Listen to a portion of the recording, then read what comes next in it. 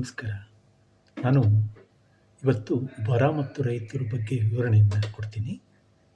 2001ರಿಂದ 2026ರವರೆಗೆ ಭೂಮಿಯ ತಾಪಮಾನ ಅತಿಯಾಗಿ ಹೆಚ್ಚಾಗ್ತಾ ಇದೆ.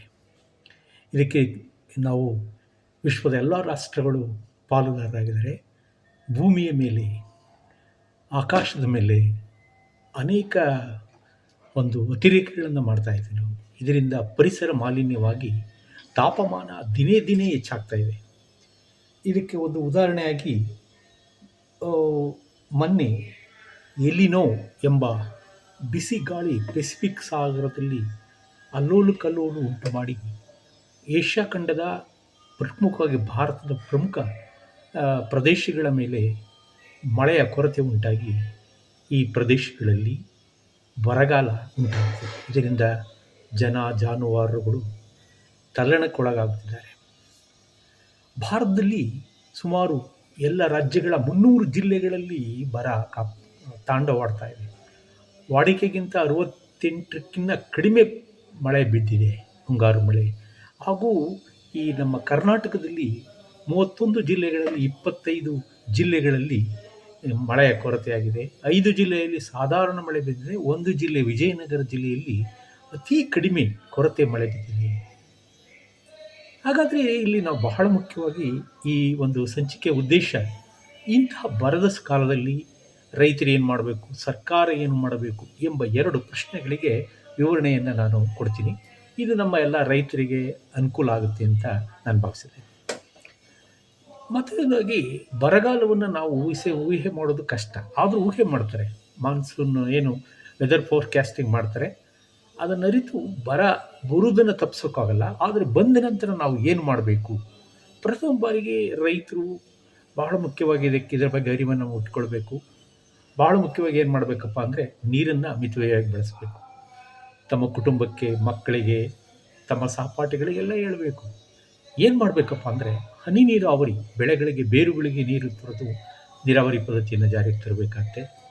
ತಮ್ಮ ನೆಲದಲ್ಲಿ ಕೃಷಿ ಹೊಂಡಗಳ ನಿರ್ಮಾಣ ಮಾಡಿ ನೀರನ್ನು ಸಂಗ್ರಹಿಸಿಟ್ಕೊಳ್ಬೇಕಾಗುತ್ತೆ. ಮೂರನೇದಾಗಿ ನಮ್ಮ ಹಳ್ಳಿಗಳಲ್ಲಿರುವ ಕೆರೆಗಳು, ಕಾಲುವೆಗಳು, ಕಟ್ಟೆಗಳು, ಸಣ್ಣ ಸಣ್ಣ ಕಟ್ಟೆಗಳು ಹಾಗೂ ಇವೆಲ್ಲವನ್ನು ಸ್ವಚ್ಛಗೊಳಿಸಬೇಕಾಗತ್ತೆ. ರೈತರ ಶ್ರಮದಾನದಿಂದ ಅವುಗಳು ತುಂಬುವಂತೆ ಮಾಡಿಕೊಳ್ಬೇಕಾಗತ್ತೆ. ಸಣ್ಣ ಮಳೆ ಬಿದ್ದು ಮಳೆ ಕೊಯ್ಲು ಮಾಡಿಕೊಳ್ಬೇಕಾಗತ್ತೆ. ಬಿದ್ದ ಮಳೆ ಅವರ ಪ್ರದೇಶದ ವ್ಯವಸಾಯ ಪ್ರದೇಶದಲ್ಲಿ ಇರುವಂತೆ ಮಾಡೋದಕ್ಕೆ ಬದುವನ್ನು ನಿರ್ಮಾಣ ಮಾಡಬೇಕು. ಬಾಂಡ್ಗಳನ್ನು ನಿರ್ಮಾಣ ಮಾಡಬೇಕು. ಸುತ್ತಲೂ ತಮ್ಮ ಮರಗಳನ್ನು ನೆಡಬೇಕು ಪರಿಸರ ಮಾಡೋದಕ್ಕೆ ಬಹಳ ಮುಖ್ಯವಾಗಿ. ಆಮೇಲೆ ವೇಸ್ಟ್ ಆದ ನೀರನ್ನು ಅದು ಒಂದು ಕಡೆ ಸೇರುವಂತೆ, ಅದನ್ನು ರೀಸೈಕಲ್ಗೆ ಬಳಸುವಂತೆ ಮಾಡಿಕೊಳ್ಬೇಕಾಗತ್ತೆ. ಇದನ್ನು ನಾವು ಮೊದಲನೇದಾಗಿ ರೈತರು ಮಾಡಬೇಕಾದ್ರು ನೀರನ್ನು ಮಿತವ್ಯಯದಿಂದ, ವಿವೇಕದಿಂದ ಬಳಸಬೇಕು. ಇದು ಅರಿವು ಎಲ್ಲರಿಗೂ ಉಂಟಾಗಬೇಕು. ಎರಡನೇದಾಗಿ ಮಣ್ಣಿನ ಸಂರಕ್ಷಣೆ ಮಾಡಬೇಕು. ಮಣ್ಣಿನಲ್ಲಿ ತೇವಾಂಶ ಯಾವಾಗಲೂ ಕೂಡಿರಬೇಕು. ಆದರೆ ಬರಗಾಲ ಬಂದಾಗ ಮೇಲ್ಮೆ ಮಣ್ಣಿನ ತೇವಾಂಶವನ್ನು ಹೀರ್ಕೊಂಡು ಆವಿಯಾಗೋಗ್ಬಿಡುತ್ತೆ. ಅದಕ್ಕೋಸ್ಕರ ಕೃಷಿಯ ವ್ಯರ್ಥ ಪದಾರ್ಥಗಳನ್ನು, ಈಗ ಉದಾಹರಣೆ ತೆಂಗಿನ ಮರದಲ್ಲಿ ತೆಂಗಿನ ರೆಕ್ಕೆಗಳಿರ್ತವೆ, ಚುಪ್ಪುಗಳಿರ್ತದೆ, ಮೊಟ್ಟೆಗಳಿರ್ತವೆ, ಅವುಗಳನ್ನು ಒದಿಸ್ಬೇಕು. ಹಾಗೆ ತೇವಾಂಶ ಕಾದಿರುತ್ತೆ. ಬಹಳ ಮುಖ್ಯವಾಗಿ ಒಂದು ಸಾವಯವ ಗೊಬ್ಬರಗಳನ್ನು ಬಳಸಬೇಕು ನಾವು. ಬಹಳ ಮುಖ್ಯವಾಗಿ ಮಣ್ಣಿನ ಫಲವತ್ತತೆ ಹೆಚ್ಚಾಗುತ್ತೆ. ಮತ್ತು ಇನ್ನೊಂದು ಬಹಳ ಮುಖ್ಯವಾಗಿ ಈ ತೋಟಗಳಲ್ಲಿ ಈ ಗೊಬ್ಬರದ ಗಿಡಗಳು ಕುಂತ ಬೆಳೀತಾರೆ, ಅದನ್ನು ಕೂಡ ನಾವು ಮಾಡ್ಕೋಬೇಕಾಗತ್ತೆ. ಈ ರೀತಿ ಮಣ್ಣನ್ನು ಸಂರಕ್ಷಣೆ ಮಾಡಿಕೊಂಡು ಅದರ ಫಲವತ್ತತೆ ಹಾಳಾಗೋಗದಂತೆ ನೋಡ್ಕೊಳ್ಬೇಕಾಗತ್ತೆ.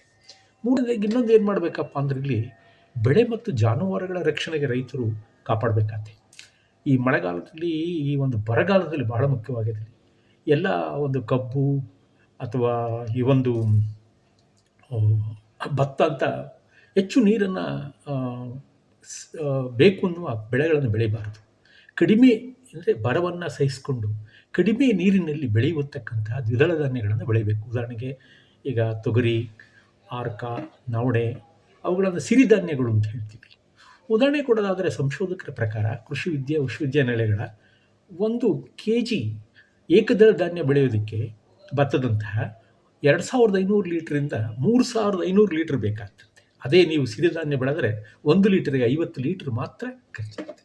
ಅದರಿಂದ ಬಹಳ ಮುಖ್ಯ, ಅದನ್ನು ದ್ವಿದಳ ಧಾನ್ಯಗಳ ಬೆಳಿಬೇಕು, ಏಕಧಾನ್ಯಗಳಿಗೆ ಬದಲಾಗಿ. ಮತ್ತು ಹೊಲದ ಬದುಗಳನ್ನು ಹಾಕಬೇಕು. ಬದುಗಳಲ್ಲಿ ಮೇವಿನನ್ನು ಬೆಳೆಸಬೇಕು ರೈತರು.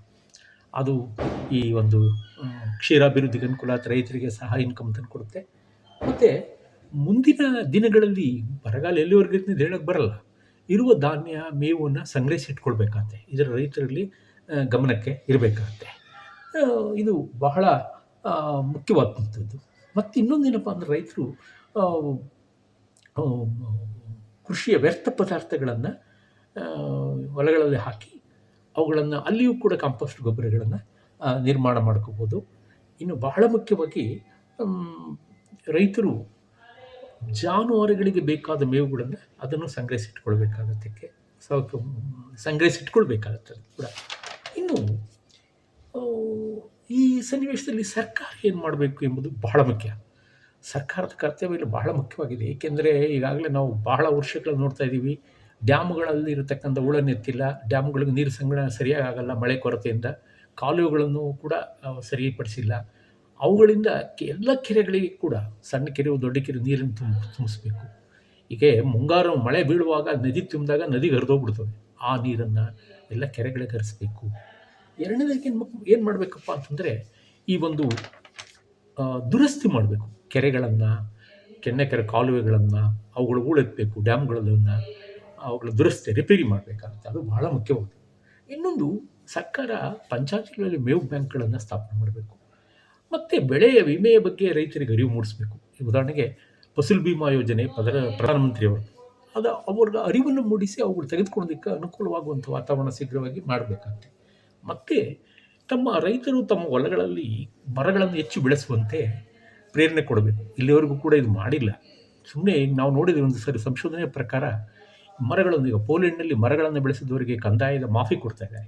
ಅದೇ ರೀತಿ ಪ್ರತಿ ಪಂಚಾಯಿತಿ ಲೆವೆಲಲ್ಲಿ ರೈತರು ತಮ್ಮ ಜಮೀನುಗಳಲ್ಲಿ ಇಂತಿಷ್ಟು ಮರವನ್ನು ಬೆಳೆದ್ರೆ ಇಂತಿಷ್ಟು ಕಂದಾಯ ಮಾಫಿ ಮಾಡ್ತೀವಿ ಅಂತ ಹೇಳಬೇಕು. ಅದು ಪರಿಸರ ಸಂರಕ್ಷಣೆ ಆದಂಗೆ ಆಗುತ್ತೆ, ಮಳೆಯನ್ನು ಆಹ್ವಾನ ಮಾಡ್ತದೆ ಪರಿಸರ, ಅದನ್ನು ಅನುಕೂಲ ಆಗುತ್ತೆ. ಆಮೇಲೆ ಮಳೆಗಾಲದಲ್ಲಿ ಜನರು ಹಳ್ಳಿಗಳನ್ನು ಬಿಟ್ಟು ನಗರಗಳಿಗೆ ವಲಸೆ ಹೋಗೋದನ್ನು ನೋಡಿಕೊಳ್ಳಬೇಕು. ಬಹಳ ಮುಖ್ಯವಾಗಿ ಗ್ರಾಮೀಣ ಉದ್ಯೋಗ ಯೋಜನೆಗಳನ್ನು ಸರ್ಕಾರ ಅನುಷ್ಠಾನಕ್ಕೆ ತರಬೇಕಾಗತ್ತೆ.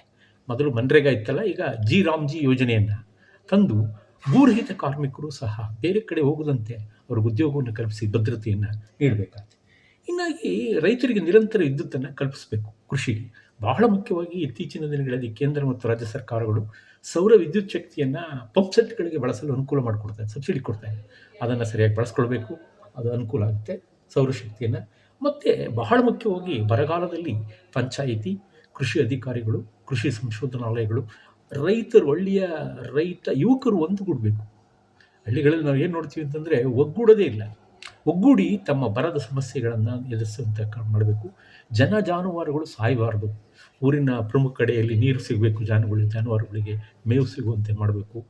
ಸಹಕಾರದಿಂದ ಸಮರೋಪಾದಿಯಲ್ಲಿ ರೈತರು, ಸರ್ಕಾರ ಎರಡು, ರೈತರು ಬಹಳ ಮುಖ್ಯವಾಗಿ ಇದರ ಬಗ್ಗೆ ಅರಿವನ್ನು ಮೂಡಿಸಿಕೊಂಡು ಹೋರಾಡಬೇಕು. ಯಾಕೆಂದರೆ ನಮ್ಮ ದೇಶದಲ್ಲಿ ಈ ಒಂದು ರೈತರ ಬೀಜಗಳಿಗೆ ದೊಡ್ಡ ಬೆಲೆ ಇದೆ, ರೈತರ ಗೊಬ್ಬರಗಳಿಗೆ ಬೆಲೆ ಇದೆ, ರೈತರಲ್ಲ ಫರ್ಟಿಲೈಸರ್ ಸರ್ಕಾರ ಮಾರೋ ಗೊಬ್ಬರಗಳಿಗೆ ಬೆಲೆ ಇದೆ, ಮತ್ತು ಕ್ರಿಮಿನಾಶಕಗಳು, ಔಷಧಿ ಮಾರೋ ಅವುಗಳಿಗೆ ಬೆಲೆ ಇದೆ. ಆದರೆ ರೈತರ ಬೆಳೆಗೆ ಬೆಲೆ ಇಲ್ಲ, ರೈತರ ಶ್ರಮಕ್ಕೆ ಬೆಲೆ ಇಲ್ಲ. ಇದು ದೊರಕಬೇಕು ಅಂತಂದರೆ ಸರ್ಕಾರ ಸರಿಯಾದ ಕ್ರಮ ಕೊಡಬೇಕು. ರೈತರು ಈ ವಿಚಾರದಲ್ಲಿ ಬರವನ್ನು ಧೈರ್ಯದಿಂದ ಎದುರಿಸಬೇಕು, ಹೆದರಬಾರದು. ಮುಂದಿನ ದಿನಗಳಲ್ಲಿ ಅವುಗಳನ್ನು ಎಲ್ಲವನ್ನು ಕೂಡಿಟ್ಟುಕೊಂಡು ಎಷ್ಟು ಕಾಲ ಮುರಿಯಿತು. ಈಗಾಗಲೇ ಹಿಂಗಾರು ಬಿದ್ದಿದೆ, ಮುಂಗಾರು ಮಳೆ ಫೇಲ್ಯೂರ್ ಆಗಿದೆ, ಹಿಂಗಾರು ಬೆಳೆ ಫೇಲ್ಯೂರ್ ಆಗ್ಬೋದು. ಆ ಥರಗಳನ್ನು ಎಚ್ಚರಿಕೆಯಿಂದ ವಹಿಸ್ಕೊಳ್ಬೇಕು. ಇದಕ್ಕೆಲ್ಲರೂ ಕೂಡ ರೈತರು, ಸರ್ಕಾರ, ಯುವಕರು, ರೈತರು ಎಲ್ಲರೂ ಒಕ್ಕಟ್ಟಾಗಿ ಕೆಲಸ ಮಾಡಿ ಇದನ್ನು ಎದುರಿಸಬೇಕಾಗ್ತದೆ. ನಮಸ್ಕಾರ.